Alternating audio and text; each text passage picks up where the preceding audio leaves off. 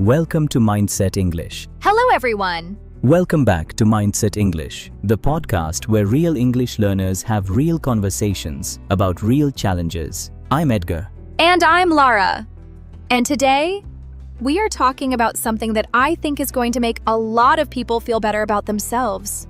Because honestly, Edgar, when I first understood this difference, something just clicked for me. And that's exactly why we chose this topic today. Because there is a difference, a huge difference, between knowing English and actually speaking English. And most learners confuse the two. They study for years, they pass exams, they understand movies, and then someone asks them a simple question in English, and they freeze. Sound familiar? Okay, that was literally me, Edgar, for years.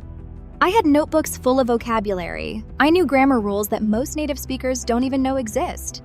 And still, in a real conversation, I felt like a complete beginner. Like, all that knowledge just disappeared. And you know what's fascinating about that, Lara? It's not because you didn't study enough. It's because knowing and speaking use completely different parts of your brain. Think about it like this. Knowing English is like having a library in your head. All the books are there, all the information is stored. But speaking English, that's like trying to find the right book in 5 seconds, while someone is watching you, and the lights are off. Oh wow, that is actually the perfect way to describe it, because that's exactly how it feels. Like I know the information is there somewhere, but I just can't find it fast enough. Exactly. And here's the key thing. Reading, writing, studying grammar, those are all slow skills. Your brain has time to think, time to search the library, time to find the right book. But speaking is a fast skill. Your brain needs to find the word, form the sentence, control your pronunciation, manage your nerves, and do all of that simultaneously, in real time. That is a completely different skill set. So when people say, I know English but I can't speak it, they're not wrong. They literally have two different skills at two completely different levels. 100%.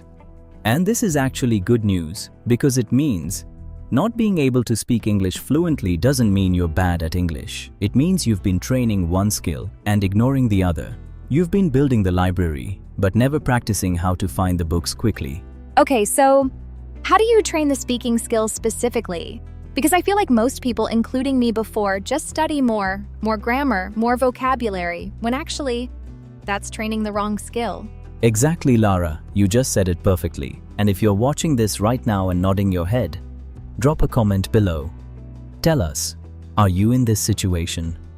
Because you are definitely not alone. Now, to train the speaking skill, you need to do one thing above everything else.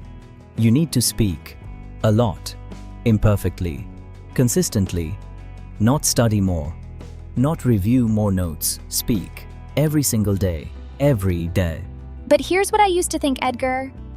I used to think, I'll speak when I'm ready, when I know enough vocabulary, when my grammar is good enough. And that day never came.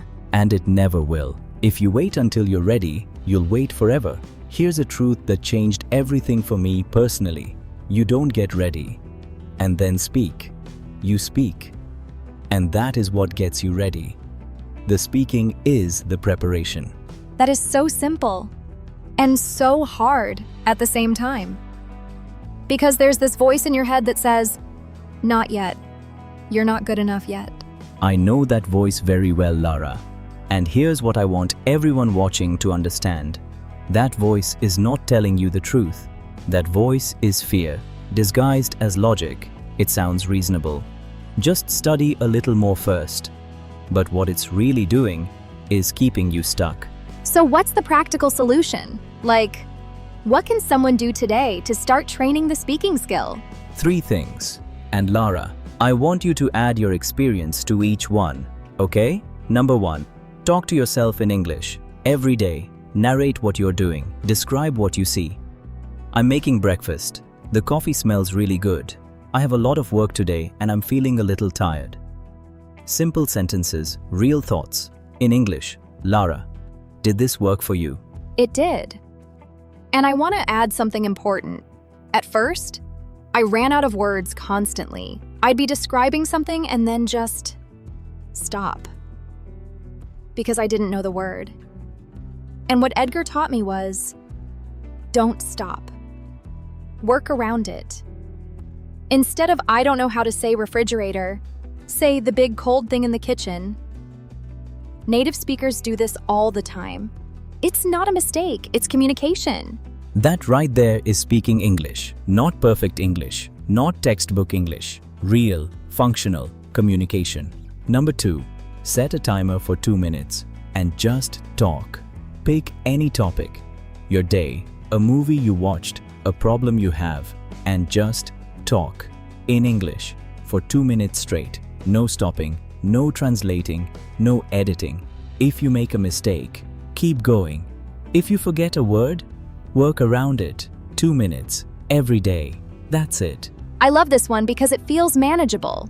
2 minutes doesn't sound scary, but those 2 minutes, they add up fast. After a week, you'll notice your sentences coming out smoother. After a month, you'll barely recognize how far you've come. And number 3, find one real conversation per week. It doesn't have to be with a native speaker. It can be with a friend who's also learning English, a language exchange partner online, or even repeating conversations from this podcast out loud.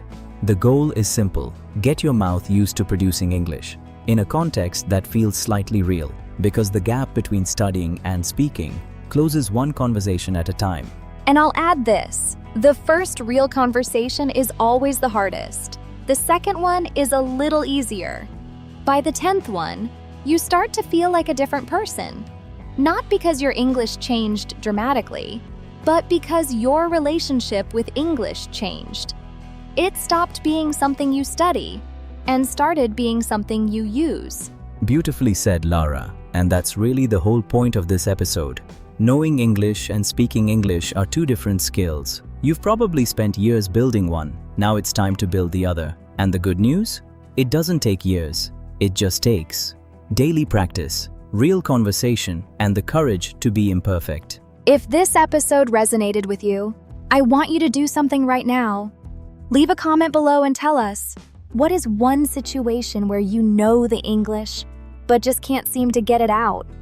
We read every single comment, and we might even make a whole episode answering your experiences. And if you haven't subscribed yet, what are you waiting for? Every week we put out a new episode designed to help you close the gap between where you are and where you want to be. Hit subscribe. It's free, and it might just change how you think about English forever.